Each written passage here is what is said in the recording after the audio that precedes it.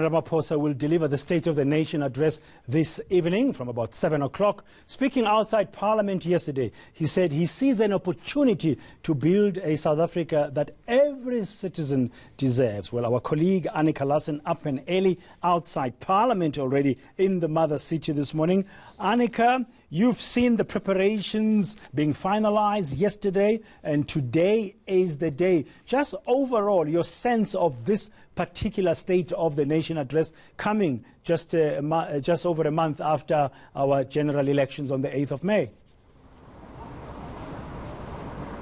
Yes, good morning, Dan. I think huge pressure for President Cyril Ramaphosa, although he's probably more confident at this second round of State of the Nation address. The last one was in February.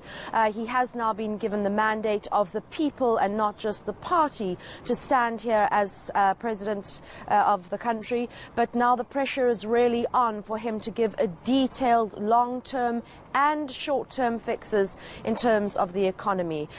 With the economy shrinking by 3.2%, the sharpest decline since the financial global crisis in 2010. 10 years ago, the pressure really is on how he's going to fix failing SOEs, the broken economy, and create jobs. And the usual, of course, the State of the Nation address is accompanied by pomp and ceremony. I'm sure the bands are ready. We saw some of them yesterday and the other day, people from the Defence Force and everywhere else that's concerned, getting ready and making their final preps. That's right. There have been rehearsals every evening in real time, 7 o'clock every evening for the past 2 nights with the SANDF, the Navy and all other members of the Defence Forces. Remember that this is a night in which the President is celebrated.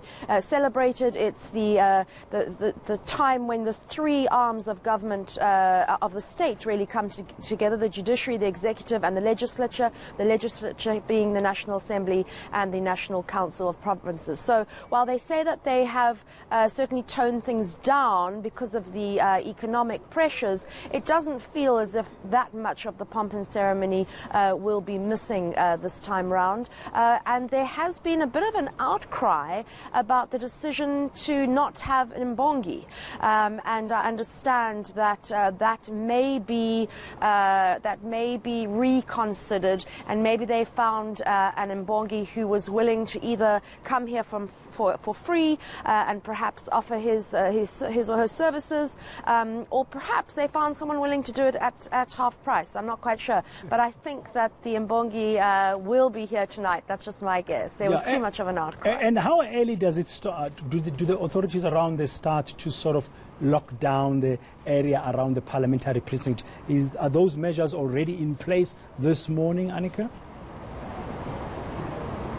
They're still quiet before the storm. There's just 2 teams here at the moment. Remember, 950 journalists have been accredited, which is almost a record for the State of the Nation address.